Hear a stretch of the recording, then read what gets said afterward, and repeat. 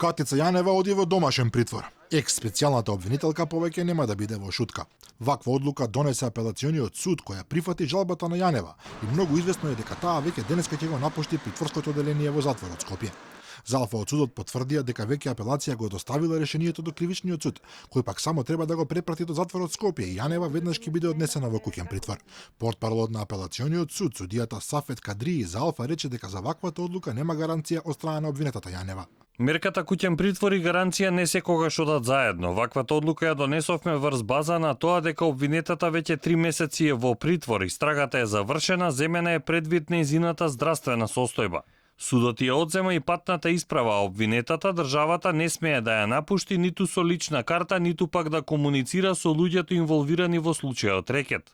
Јанева мерката притвор претходно ја обжали пред кривичниот суд, нудејќи гаранција од 3 стана, но судот тогаш не ја прифати и таа остана во шутка.